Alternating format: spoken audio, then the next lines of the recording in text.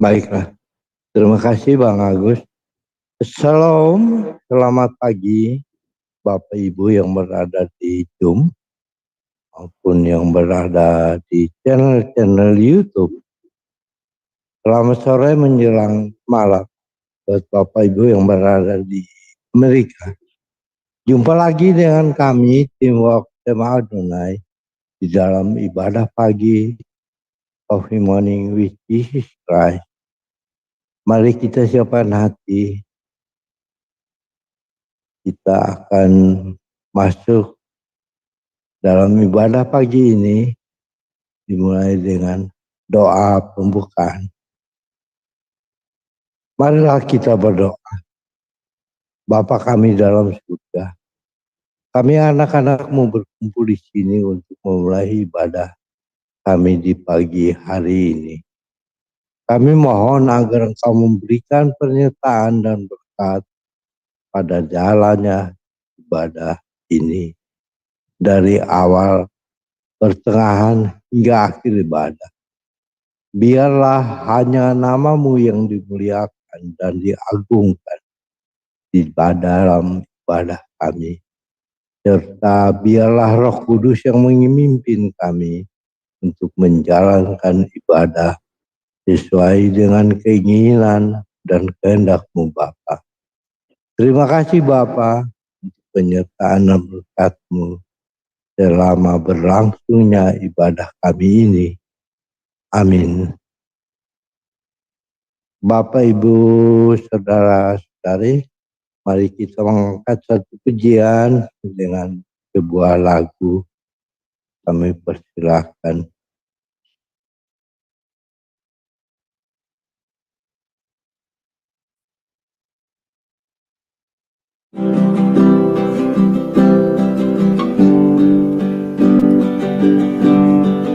Aku mengasihi Engkau Yesus dengan segenap hatiku. Aku mengasihi Engkau Yesus dengan segenap jiwaku.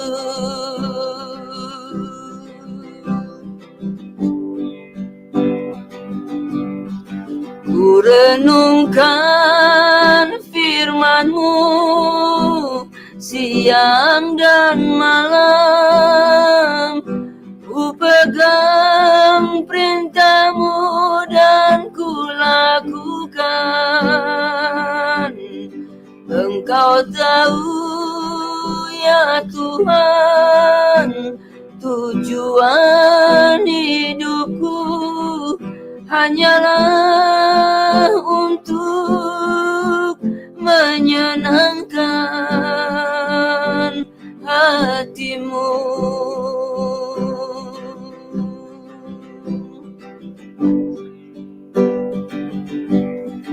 Aku mengasihi Engkau Yesus dengan segenap hatiku. Aku mengasihi Engkau Yesus dengan segenap jiwaku.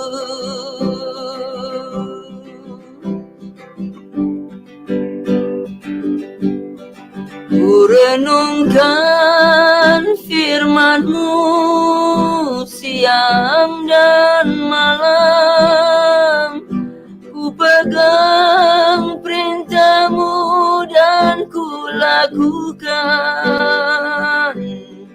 Engkau tahu ya Tuhan, tujuan hidupku hanyalah untuk menyenangkan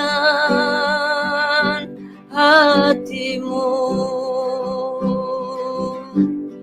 Engkau tahu ya Tuhan, tujuan hidupku hanyalah untuk menyenangkan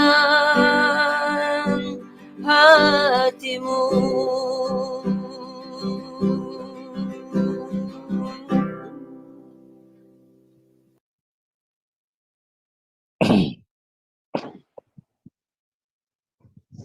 Baiklah Bapak Ibu, terima kasih Bu Murni.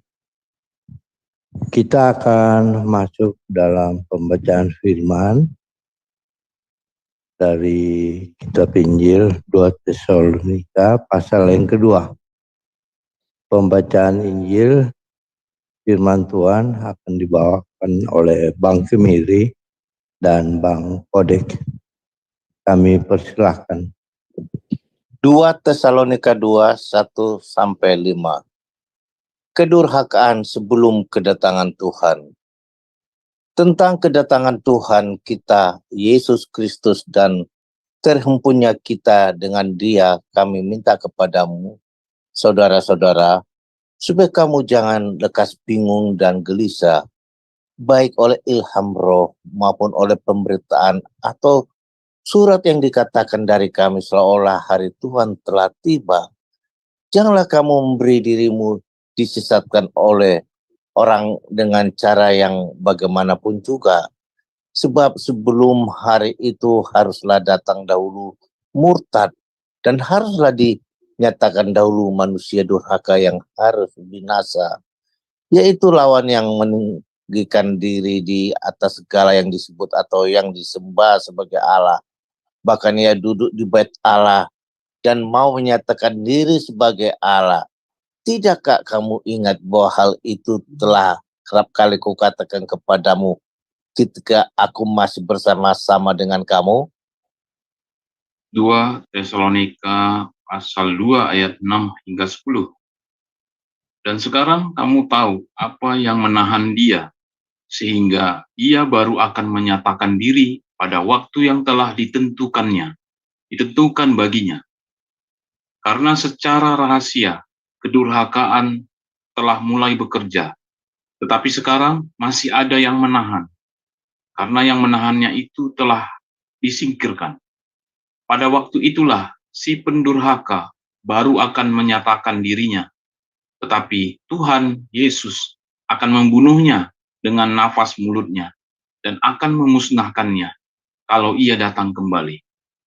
Kedatangan si pendurhaka itu adalah kerjaan iblis dan akan disertai rupa-rupa perbuatan ajaib, tanda-tanda, dan mujizat-mujizat palsu, dengan rupa-rupa tipu daya jahat terhadap orang-orang yang harus binasa karena mereka tidak menerima dan mengasihi kebenaran yang dapat menyelamatkan mereka. 11-15. Dan itulah sebabnya Allah mendatangkan kesesatan atas mereka, yang menyebabkan mereka percaya akan dusta, supaya dihukum semua orang yang tidak percaya akan kebenaran dan yang suka kejahatan, dipilih untuk diselamatkan. Akan tetapi kami harus selalu mengucap syukur kepada Allah karena kamu, saudara-saudara yang dikasihi Tuhan. Sebab Allah dari mulanya telah memilih kamu untuk diselamatkan dalam roh yang menguduskan kamu dan dalam kebenaran yang kamu percaya. Untuk itulah ia telah memanggil kamu oleh Injil yang kami beritakan, sehingga kamu boleh memperoleh kemuliaan Yesus Kristus Tuhan kita. Sebab itu berdirilah teguh dan berpeganglah pada ajaran-ajaran yang kamu terima dari kami, baik secara lisan maupun secara tertulis. 2 Tesalonika pasal 2 ayat 16 dan 17. Dan ia, Tuhan kita, Yesus Kristus, dan Allah Bapa kita, yang dalam kasih karunia-Nya telah mengasihi kita, dan yang telah menganugerahkan penghiburan abadi dan pengharapan baik kepada kita, kiranya menghibur dan menguatkan hatimu dalam pekerjaan dan perkataan yang baik. Amin. Demikianlah firman Tuhan. Puji syukur bagi Allah. Amin. Terima kasih Bang Kemiri, terima kasih Bang Kodek yang sudah membacakan firman Tuhan. Bapak Ibu, mari kita berdiam diri sejenak selama 1 menit untuk merenungkan firman Tuhan yang telah kita baca dan kita dengarkan.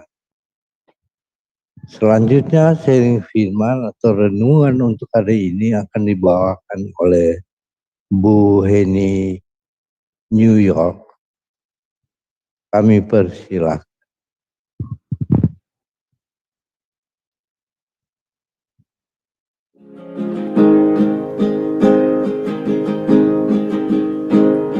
Kusiapkan hatiku Tuhan, ku dengar firman-Mu saat ini.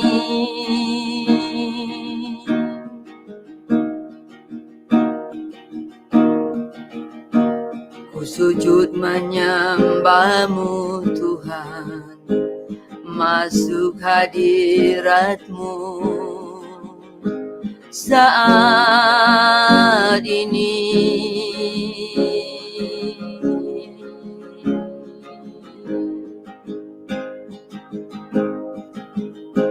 Curahkan urapan-Mu Tuhan bagi jemaat-Mu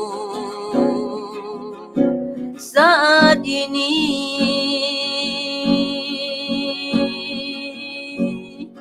Ku siapkan hatiku Tuhan, ku dengar firman-Mu.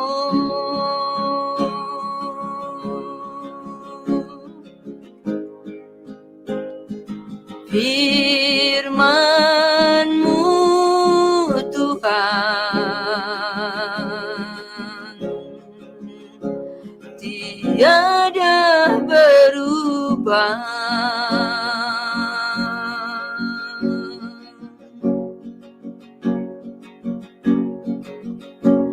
Dahulu, sekarang, selama-lamanya tiada berubah.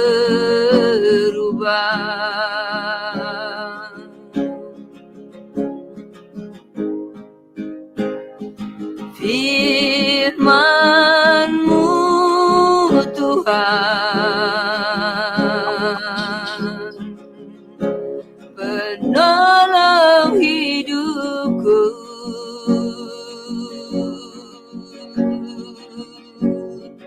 Ku siapkan hatiku Tuhan, ku dengar firman-Mu.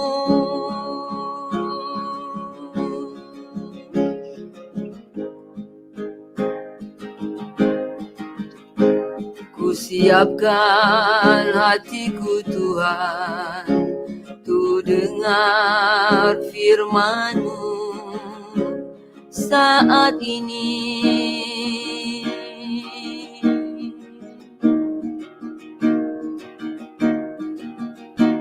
Ku sujud menyembah-Mu Tuhan, masuk hadirat-Mu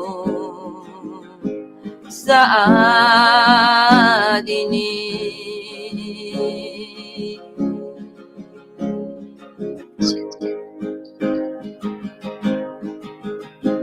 Curahkan urapan-Mu Tuhan bagi jemaat-Mu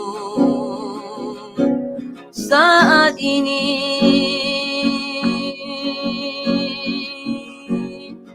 Ku siapkan hatiku Tuhan, ku dengar firman-Mu.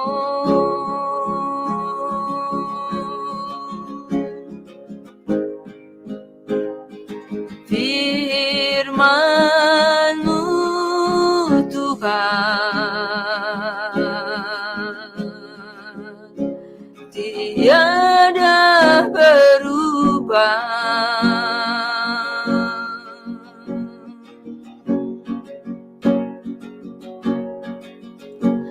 Dahulu, sekarang,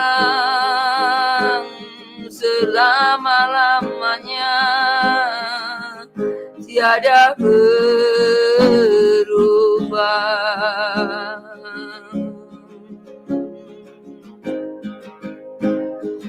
Firman-Mu Tuhan, penolong hidupku.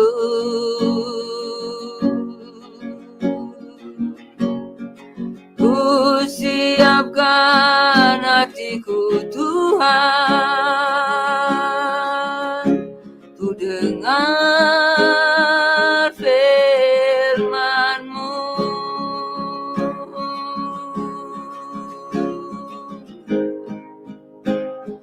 Firman-Mu Tuhan,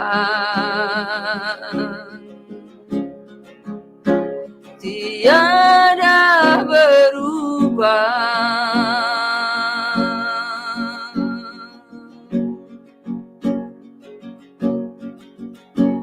Dahulu, sekarang, selama-lamanya, tiada berubah.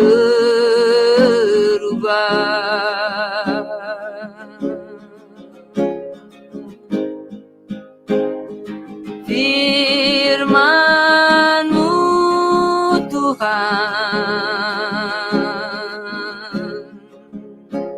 penolong hidupku.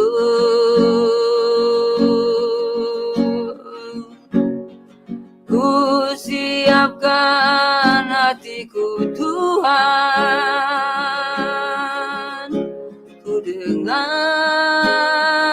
firman-Mu.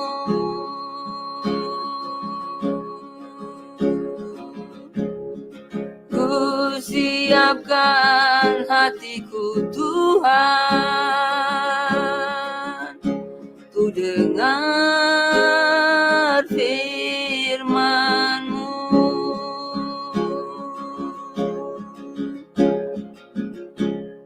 Amin. Terima kasih Bu Murni.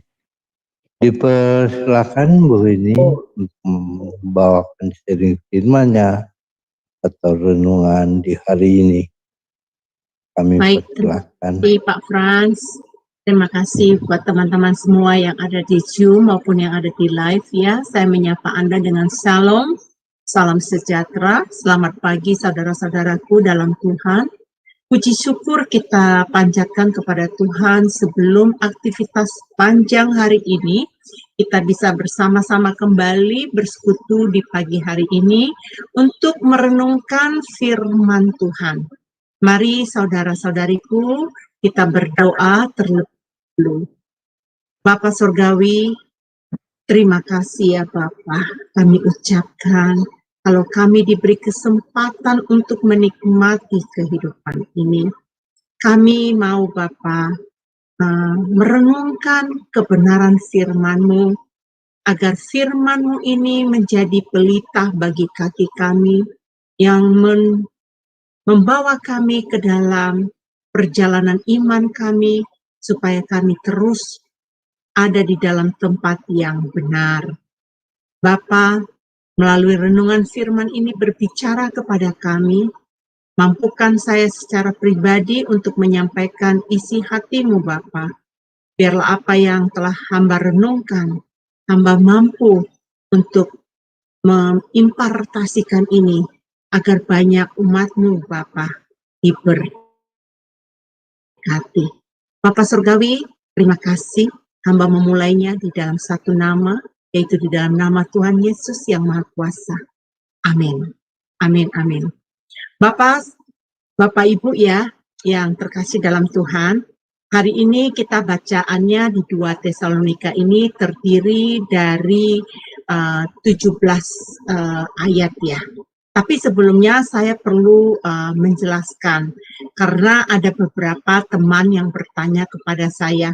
Jadi kita ini memiliki style yang renungan di Coffee Morning with Jesus ini memang sedikit berbeda dengan renungan-renungan yang ada di tempat lain.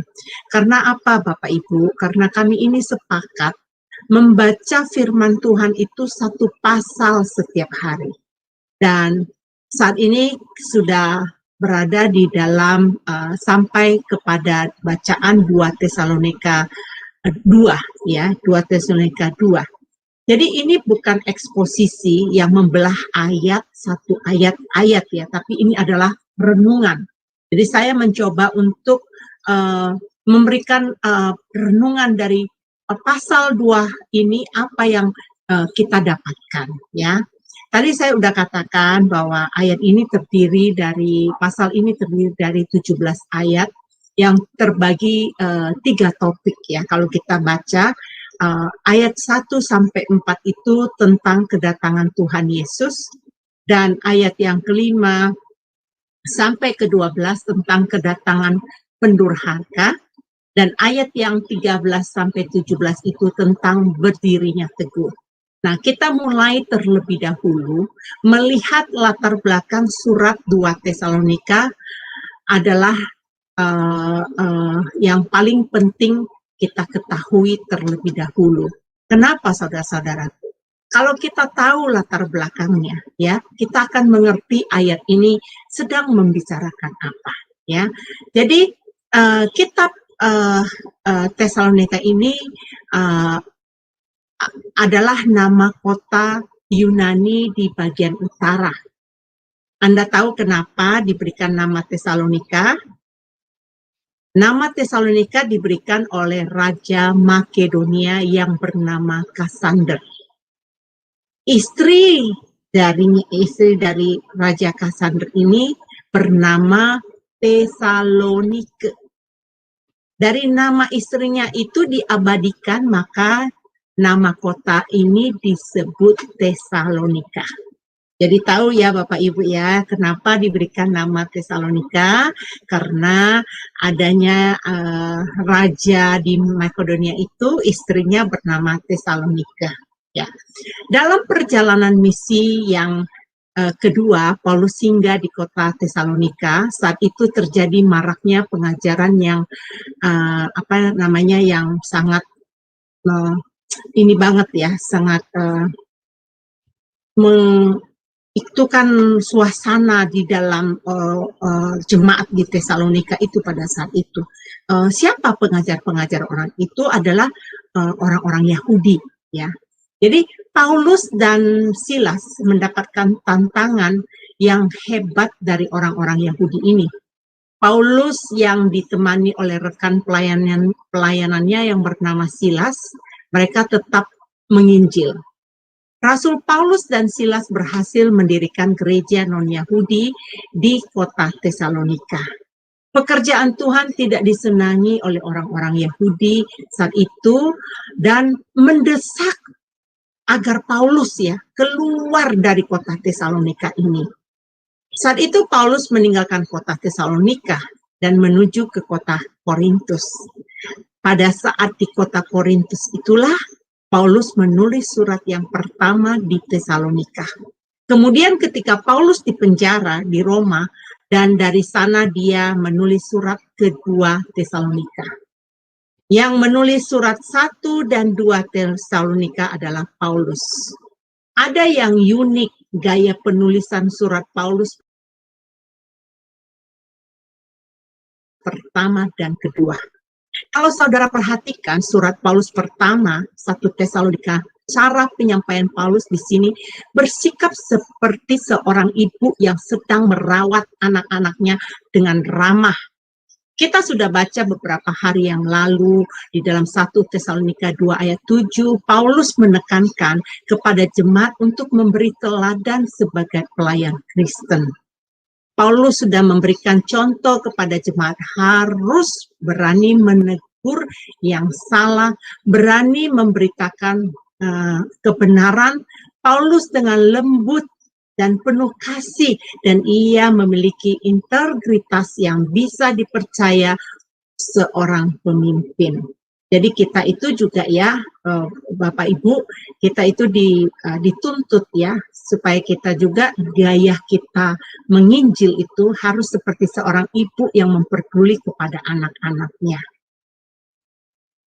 Ya, jadi karena Paulus dengan lembut dan penuh kasih, dia memiliki integritas itu, Bapak Ibu. Dia punya hati yang sangat memperhatikan tentang anak-anak asuhnya. Nah, semuanya ini karena Paulus memprioritaskan hal yang utama, yaitu selalu menyukakan Allah. Bagaimana menjadi umat kudus bersikap. Bersikap yang bagaimana? Dengan waspada dan tetap mempertahankan iman. Jadi judul tema hari ini saya memberikan apa? Tetap waspada dan mempertahankan iman. Ya. Bersikap yang kita perlukan saat ini itu adalah anjuran dari Rasul Paulus ya. Untuk kita menghadapi dunia yang penuh maraknya dengan banyaknya aliran-aliran yang tidak alkitabiah. Ini maksudnya kita harus berhati-hati. Di sekeliling kita banyak penyusup-penyusup yang berusaha untuk menyesatkan. Kalau masih ingat di 1 Tesalonika 3 ayat 4 dan 5, Paulus khawatir akan jemaat Tesalonika. Jadi Paulus ini khawatir dia terhadap jemaat Tesalonika. Paulus berkata, aku khawatir kalau kamu telah dicobai oleh si penggoda dan kalau usaha kami menjadi sia-sia. Tetapi sekarang setelah Timotius datang kembali dari kamu dan membawa kabar yang menggembirakan tentang imanmu dan kasihmu. Wow, ini sangat menyenangkan ya. Ya, sebagai seorang leader, tentunya dia ingin mendengar bagaimana jemaatnya di sana, yang diharapkannya apa. Ternyata kekhawatiran Paulus itu lumrah, teman-teman. Seorang leader yang memiliki hati seorang ibu itu lumrah. Dia mengkhawatirkan anak-anak jemaatnya, anak-anak rohaninya itu kalau dicobai oleh si penggoda, yaitu penyusup-penyusup tadi itu yang ingin menyampaikan pengajaran-pengajaran yang tidak benar. Nah, hal ini memberitahukan tentang apa? Tentang jemaat Tesalonika yang telah menyukakan hati Tuhan. Mereka teguh dengan iman yang diajarkan oleh Paulus. Surat Paulus mendorong mereka untuk melakukan yang lebih lagi.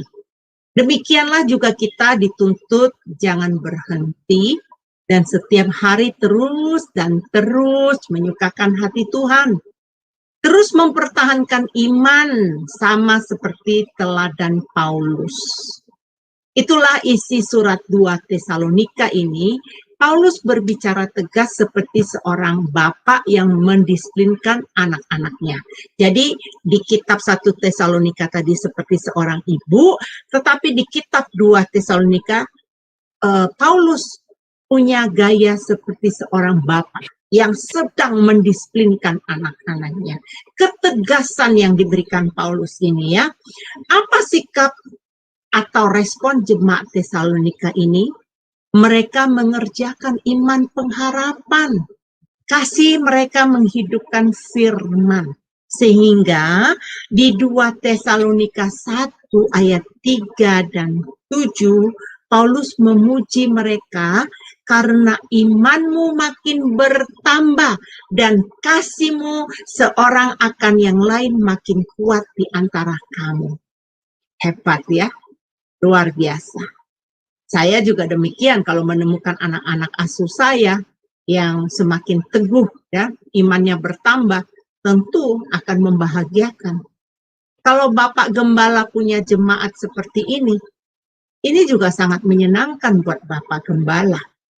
Pertanyaannya, maukah kita melakukan kehendak Allah? Saya yakin orang yang mencintai kebenaran firman pasti mau melakukannya.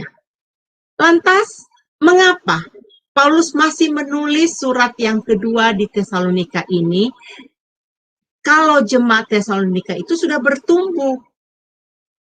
Ternyata Paulus itu khawatir kalau jemaat Tesalonika terpengaruh dengan penyesat-penyesat. Paulus tahu gereja saat itu masih mengalami penganiayaan. Nah, Bapak Ibu mungkin bertanya, siapa penyesat-penyesat itu ya? Nah, di daerah Tesalonika itu ada sekelompok imam-imam orang Yahudi ya. Ya, bukan hanya di jemaat Tesalonika ini, di sebelum-belumnya juga memang ada sekelompok yang demikian yang ingin memberikan pengajaran-pengajaran yang tidak alkitabiah. Kan kita tahu kalau Paulus itu setelah dia mengenal Tuhan Yesus itu berbeda ya. Dia bukan lagi pengajaran Yahudi yang dia berikan, tetapi pengajaran ke Kristus ya, mengenai Injil, mengenai kebenaran. Nah, pada surat 2 Tesalonika, Paulus berhadapan dengan para penganut siapa? Penganut bidah. Nah, para pengajar sesat yang menyampaikan kedatangan hari Tuhan. Nah, kedatangan Yesus yang kedua, ya, kata mereka. Ayat 2 ini membuat jemaat bingung mendengar pemberitaan ini. Melalui surat ini, Paulus menanggapi hal itu, ya, untuk harus punya harapan. Jemaat tetap melanjutkan kegiatan sehari-hari seperti biasanya. Nah, dan tetap melaksanakan kewajiban sebagai orang Kristen. Dan Paulus terus memberikan fondasi pengajaran yang sehat. Sebagaimana penyesat bekerja keras menanamkan pemahaman yang salah. Jadi mereka juga bekerja keras, saudara-saudara.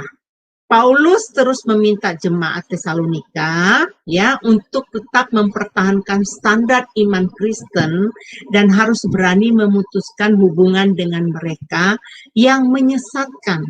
Ternyata kita harus menjauhkan diri dari pengajaran-pengajaran yang menyesatkan juga.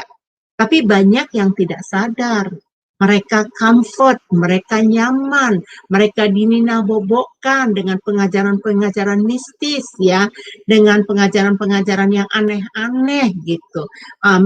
Karena pengajar-pengajar ini memakai ayat-ayat firman Tuhan. Tapi kalau kita belajar, makanya kita perlu belajar secara benar supaya kita tahu ya. Dan kalau kita tahu, mestinya kita memisahkan diri kita dari pengajaran-pengajaran ini yang menyesatkan kita. Nah, dengan tercemarnya pengajaran yang sehat, jemaat Tesalonika ada yang punya pemahaman yang salah mengenai kedatangan Yesus yang kedua kalinya. Nah, inilah yang ditanamkan oleh penyesat-penyesat itu. Mereka mengira hari itu sudah datang, sehingga mereka berhenti bekerja sama sekali. Ya, mereka juga sedang dianiaya dengan hebat saat itu. Jadi Paulus menulis surat ini untuk meluruskan kesalahpahaman mereka dan sekaligus menghibur mereka. Ya, jadi topik dari ayat 1 sampai 6 itu membicarakan tentang kedatangan Tuhan. Paulus meyakinkan umat percaya yang sejati kelak akan terangkat bertemu dengan Tuhan, itu waktunya kita dibebaskan dari murka Allah. Pastikan Anda ya, Bapak Ibu, untuk kita jangan menerima murka Allah, pastikan diri Anda akan terangkat ya, tentang kedatangan Tuhan yang kedua kali. Bapak Ibu, untuk merenungkan firman Tuhan ini lagi, sebenarnya Bapak Ibu juga harus lebih merenungkan, mencari ayat-ayatnya, karena waktu yang diberikan kepada saya itu tidak lama mengenai kedatangan Tuhan yang kedua kali itu apa. Jadi kalau Anda belum begitu memahaminya, kalau Anda orang Kristen yang baru pertama sekali bertumbuh, belum lama, seperti saya dulu ya, saya dulu juga demikian. Nah, cari mengenai kedatangan Tuhan itu apa gitu. Saya teruskan ya. Nah, ini bedanya, perhatikan. Para guru-guru palsu dan pada hari Tuhan ya. Jadi guru-guru palsu pada hari Tuhan itu akan mendapatkan murka Tuhan. Nah, itu bedanya. Kalau kita tidak akan menerima murkanya Tuhan. Nah, dalam hal ini Paulus menasihatkan jangan panik, jangan gelisah, jangan khawatir karena hari murka Allah itu belum tiba saatnya sekarang. Gitu. Ya, ada banyak diiming-imingkan, banyak ketakutan, ya itu kalau boleh Anda jangan sampai termasuk orang golongan yang demikian. Tetap tenang, punya pengharapan ya, tetap beribadah kepada Tuhan, memperbaiki hubungan kita lebih intim dengan Tuhan. Nah, sebelum tiba hari Tuhan akan ada tanda-tanda, saudara-saudara. Itu banyak sekali pelajaran mengenai kedatangan Tuhan. Makanya tadi saya katakan, pelajari kembali mengenai tanda-tanda harinya Tuhan itu ya. Yang mana akan ada manusia durhaka dinyatakan dan terjadi kemurtadan. Orang zaman sekarang banyak loh, saudara-saudara, saya dengar ya, banyak sekali yang murtad gitu.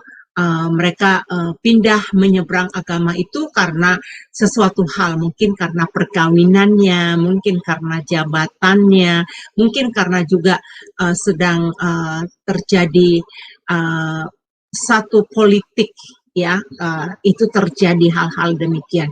Nah, sangat mirisnya kalau kedatangan Tuhan itu datang segera, wah itu sangat sayang sekali. Ada nggak harapan buat mereka ya? Nah, kedua peristiwa ini tidak akan digenapi sebelum yang menahannya disingkirkan, yang dinyatakan di ayat 7. Kita perlu bersekutu dengan menjalin hubungan dengan Tuhan. Kepada kita umat kudus Tuhan akan diilhamkan Roh Kudus agar kita diberi kepekaan untuk apa? Untuk mendeteksi pengajaran palsu. Jadi kita perlu Roh Kudus, makanya setiap hari kita jaga hidup kita agar kita ada di dalam kekudusan, supaya Roh Kudus itu yang akan mengkomando hidup kita, yang akan menuntun hidup kita, akan berbicara dalam hidup kita untuk memberitahukan banyak hal rahasia. Itu makanya kita perlu sekali hidup di dalam kebenaran supaya Roh Kudus itu ada dalam hidup kita. Nah, di ayat 6-7 itu mengenai penghiburan dari Tuhan kepada mereka yang ditindas. Allah adil akan membalaskan penindasan kepada mereka yang menindas kita ya. Dan untuk memberikan kelegaan kepada kita yang ditindas.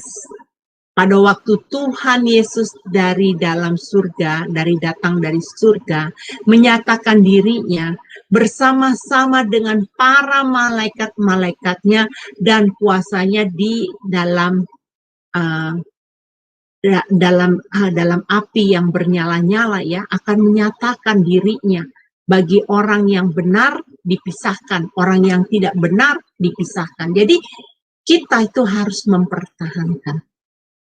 Ya, jadi kalau memang kita mau nanti diangkat pada harinya Tuhan, ya, dengan kita dijemput supaya kita tidak dimasukkan ke dalam api yang bernyala-nyala, kita harus mempertahankan iman kita. Itu tema saya hari ini, waspada dan bertahanlah dalam iman, ya. Nah, ayat 5-12 ini tentang kedatangan pendurhaka. Siapa pendurhaka itu? Antikristus yang menyebarkan pengajaran palsu, yang menyebarkan mujizat palsu, pengajaran palsu yang mendatangkan kesesatan. Tahu nggak sampai zaman sekarang ini kedurhakaan itu masih terus bekerja keras ya, masih sampai saat ini. Mereka bekerja sudah tidak sembunyi-sembunyi lagi, tetapi mereka terang-terangan. Bahkan sepanjang sejarah proses penipuan yang menjebak orang, untuk tidak percaya dan mempengaruhi anak-anak Tuhan untuk berbalik dari iman yang sejati. Waspadalah selalu agar kita dapat mendeteksi ajaran palsu. Surat 2 Tesalonika ini banyak membahas soal zaman akhir, tentang akhir zaman.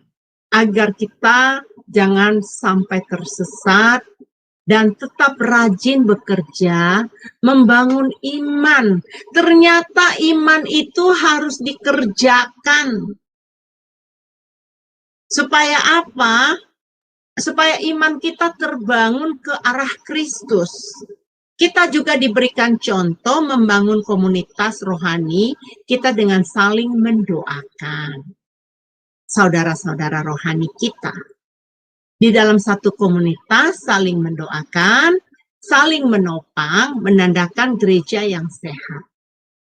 Kami Jumsema Adonai memiliki jam-jam doa syafaat untuk menopang permohonan doa saudara-saudari yang seiman. Kamilah melakukan itu setiap selesai saat teduh ini. Kami masih berkumpul di Zoom, kami mendoakan, menopang doa-doa saudara-saudara yang dimohonkan kepada kami. Itu adalah satu komunitas yang baik yang harus kita bangun untuk mencegahnya kita terhadap pengajaran-pengajaran yang sesat, supaya unity ya itu diperlukan ya, saling ini. Makanya Paulus berkata supaya kalian saling mendoakan. Nah, pada bagian akhir kitab 2 Tesalonika di ayat 13 sampai 17 Paulus berbicara tentang berdirilah teguh. Berdiri teguh dalam hal ajaran-ajaran yang benar. Selain Paulus secara langsung menginjil jemaat Tesalonika, pada saat itu ia mengunjungi kota Tesalonika. Dia juga terus memberikan pengajaran melalui surat-surat secara tertulis. Ayat 16, Paulus menekankan setiap kita butuh kasih karunia Tuhan untuk mempertahankan iman. Amin. Betul, kita butuh kasih karunia Tuhan untuk kita mempertahankan iman. Termasuk saya. Saya kalau bukan karena kasih karunia Tuhan, mungkin saya tidak bisa mempertahankan iman saya. Nah, dengan tinggal tetap dalam Tuhan, kita akan diperkaya dengan pengetahuan. Dan kita akan menerima penolong dari Roh Kudus yang tadi saya katakan. Roh Kudus sebagai penolong dalam hidup kita untuk menghadapi akhir zaman ini. Mari saudara renungkan hari ini, kita selalu waspada dan pertahankan iman. Kita hanya pada ajaran yang benar, hindari dari pengajaran-pengajaran palsu. Bahkan, saudara-saudara, jelilah, jangan buta, jangan tuli. Kalau ada pengajaran sedikit yang mengatakan, aduh, ini nggak benar. Padahal ajaran dia yang nggak benar. Termasuk saya dulu saya demikian. Saya pikir ajaran saya terima dulu sudah benar. Ternyata banyak yang harus dimusnahkan, dihilangkan, dibuang. Saya harus rela menggantikan kantong yang lama saya, mendapatkan kantong yang baru. Jadi pengajaran yang baru. Ya. Nah, itulah cara Tuhan untuk kita supaya kita itu memfilter. Tahu kan filter itu ya? Bos saya kan peminum kopi bubuk ya. Nah, setiap kali saya datang tuh dia ada kasih masuk kopi bubuk itu difilter. Nah, itu difilter. Nah, juga saya di sini pakai air minumnya juga ada filternya. Saya masukin air itu di dalam filter dan air yang udah difilter itu yang saya minum. Nah, begitu juga kita dari pengajaran-pengajaran yang lama-lama itu, kalau memang tidak berkenan, harus dibuang. Jangan pertahankan. Karena itu tidak alkitabiah. Jadi hindarilah pengajaran palsu dan belajarlah pengajaran firman yang alkitabiah. Kesimpulan dari bacaan kita hari ini, ya, pada akhir zaman hanya ada satu-satunya penolong agar kita tidak terjatuh dalam jerat penipuan setan. Dengan mencintai kebenaran firman Tuhan agar kehidupan rohani kita bertumbuh dengan cara menghidupkan kehidupan rohani dan terapkan dalam kehidupan kita sehari-hari. Saudara-saudara kita perlu, ya, bukan hanya orang lain, tetapi kita pribadi, ya, kita perlu mengalami pertumbuhan. Terkadang kita kalau mendapatkan firman, kita suka nunjukin orang, ya, suka kita bilang ini buat dia nih, ini buat dia, tapi ternyata firman itu buat kita pribadi. Jadi apapun yang saya ucapkan hari ini, itu bukan hanya untuk Anda, tetapi untuk saya pribadi. Saudara, kita perlu bertumbuh dalam pengetahuan dan kasihkan akan kebenaran seperti yang dinyatakan dalam Alkitab, ya. Saat Anda mengambil keputusan untuk mau mempelajari firman Allah setiap hari dan mengizinkan firman itu mengubah kehidupan kita, akan terjadi kemerdekaan untuk melawan segala pengajaran palsu. Mengapa perlu belajar firman Tuhan secara benar? Agar payung perlindungan melingkupi umat kudusnya. Agar kita tidak dikalahkan oleh berbagai tipu daya setan dan pengajaran-pengajaran palsu. Jika ada pengabaran yang menyesatkan, kita akan tahu mana Injil yang benar dan mana Injil, ya, yang tidak benar. Jadi antara yang benar dan yang tidak benar, kita akan dikasih kepekaan. Kita akan dimampukan. Yaitu karena Roh Kudus tadi. Jadi jangan padamkan Roh Kudus dalam hidupmu. Roh Kudus harus dinyalakan. Jadi, hanya dengan cara belajar firman Tuhan, kita dibentengi dari pengajaran-pengajaran palsu. Saat ini saya sedang kuliah, ya, di RBO. Untuk apa saya mau kuliah lagi? Untuk mendapatkan ilmu teologi yang alkitabiah. Demikian juga jemaat Tesalonika, Paulus mendorong mereka untuk tetap belajar dan menerapkan pengajaran yang benar untuk memperbaiki teologi yang salah. Yang memberikan teologi yang salah itu siapa tadi? Itu orang-orang Yahudi itu. Memberikan pengajaran-pengajaran yang salah terhadap mereka. Mereka mengatakan bahwa Yesus sudah datang yang kedua kali. Padahal pengertian Yesus yang datang kedua kali itu bukan seperti demikian. Jadi makanya Paulus mengajarkan teologi yang benar kepada jemaat Tesalonika ini. Nah, demikian juga jemaat Tesalonika, Paulus mendorong mereka belajar dan menerapkan pengajaran-pengajaran benar untuk memiliki teologi yang salah, untuk memperbaiki teologi yang salah. Paulus bukan saja mengajar teologi yang benar, tapi mengungkapkan kebenaran tentang penipuan-penipuan yang marak di akhir zaman. Saya lupa ambil air, ya, mulut saya mulai kering nih, maaf nih. Nah, tadi kita sudah baca di ayat 3 yang berkata, janganlah kamu memberi dirimu disesatkan orang dengan cara yang bagaimana pun juga. Jadi Paulus menekankan, janganlah kamu memberi dirimu disesatkan orang dengan cara bagaimanapun juga. Wah, ini tegas sekali, ya. Bagaimana? Pilihan ada di tangan Anda. Makanya jangan malas untuk terus menggali kebenaran firman Tuhan. Mari kita jalani hidup ini dengan mengucap syukur senantiasa karena Tuhan telah memilih dan menyelamatkan kita. Tema kita hari ini, waspada dan bertahanlah dalam iman. Bagaimana sikap kita agar dapat mempertahankan iman? pelajari Injil dengan benar. Tujuannya agar dapat mendeteksi pengabaran ajaran yang sesat. Agar kita bisa membedakan mana Injil yang benar dan mana yang tidak benar. Mari kita mengikuti jejaknya Paulus. Sama seperti Paulus, setiap kita wajib belajar Alkitab. Kita wajib ya belajar Alkitab. Setiap kita terpanggil untuk memberitakan firman seperti Rasul Paulus. Lengkapi pengetahuan kita ya, agar apa saudara-saudara? Agar kita punya ilmu, punya pengetahuan untuk memberitakan Injil dengan sungguh-sungguh, agar orang-orang bisa diselamatkan.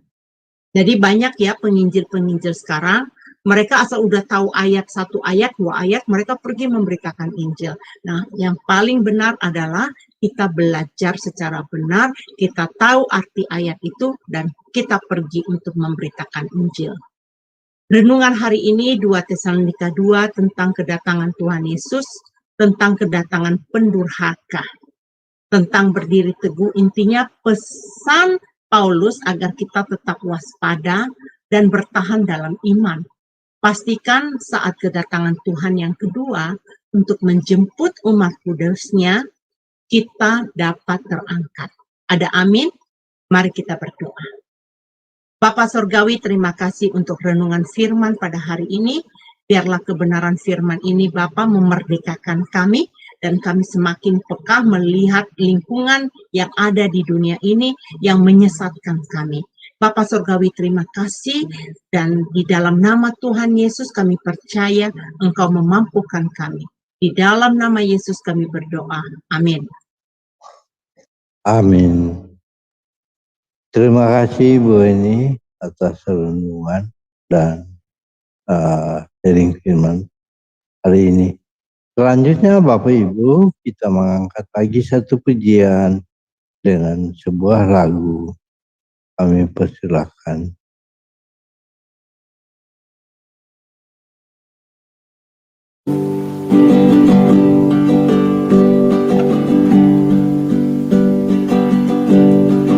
Terima kasih Yesus, Engkau sangat baik, teramat baik bagiku.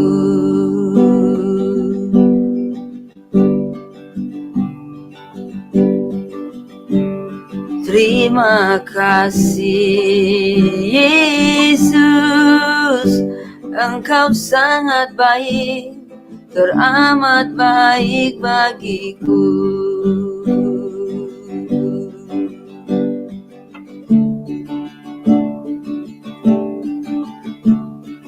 Kau hiasi kehidupanku dengan kemurahan-Mu.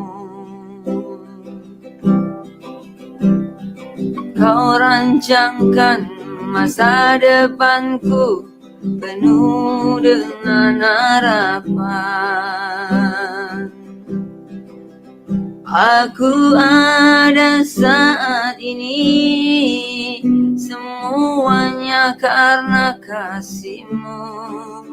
Aku hidup hari ini, semua berkat kemurahan-Mu. Terima kasih Yesus, Engkau sangat baik, teramat baik bagiku.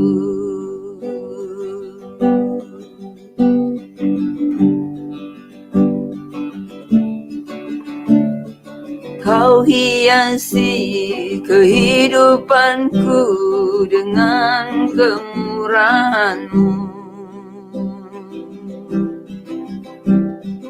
Kau rancangkan masa depanku penuh dengan harapan. Aku ada saat ini, semuanya karena kasih-Mu.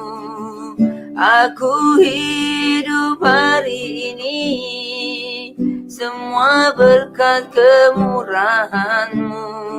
terima kasih.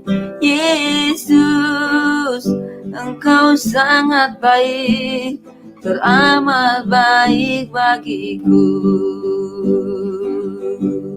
Terima kasih. Yesus, Engkau sangat baik, teramat baik bagiku.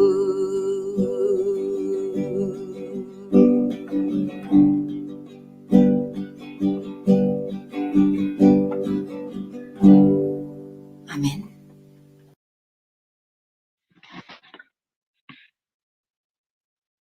Terima kasih Bu Murni atas lagunya. Selanjutnya Bapak Ibu, kita akan masuk dalam doa syafaat. Karena ada satu informasi buat Bapak Ibu yang berada di channel-channel YouTube, berhubung doa syafaat tidak kami live kan, kami persilahkan untuk join bersama-sama kami di dalam Zoom meeting Shema Adonai agar kita sama-sama menaikkan syafaat. Selanjutnya Bapak Ibu, kita berdiam diri selama 1 menit untuk pengakuan dosa kita agar kita memperoleh berkat dari Tuhan, dan doa berkat akan dibawakan oleh Bang Kodek. Kami persilahkan.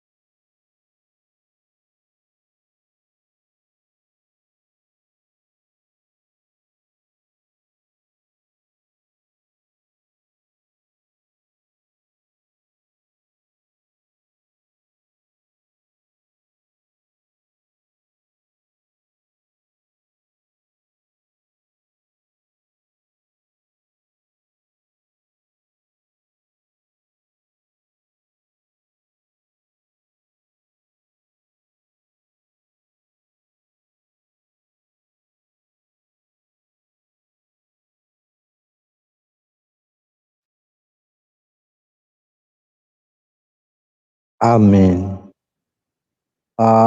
Saya ralat yang membawakan doa berkat adalah Bu Heni. Kami persilahkan.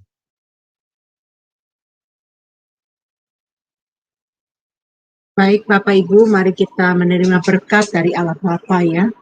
Bapak Surgawi, terima kasih untuk renungan kami pada pagi hari ini. Engkau telah menyertai kami ya Bapa, bahkan memberikan kami kebenaran firman-Mu dan menyingkapkan apa isi hati-Mu terhadap kami supaya kami bisa menjadi anak-anak-Mu yang menghadapi akhir zaman. Bapak Surgawi, terima kasih dan kami siap untuk menerima berkat-berkat yang dari-Mu Bapa. Mari kita menerima berkat dari Allah Bapa. Tuhan memberkati kita dan melindungi kita. Tuhan menyinari kita dengan wajah-Nya dan memberikan kita kasih karunia-Nya. Tuhan menghadapkan wajah-Nya kepada kita dan memberi kita damai sejahtera. Tuhan akan memampukan kita menjadi pelaku-pelaku firman. Kasih karunia Yesus dan kasih Allah Bapa dengan persekutuan Roh Kudus sampai pada akhir zaman. Amin. Amin.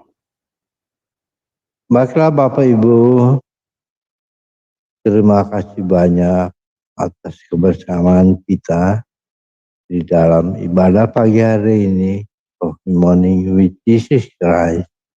Sampai jumpa lagi besok pagi di waktu yang sama. Kita live. Tuhan Yesus memberkati kita semua. Amin.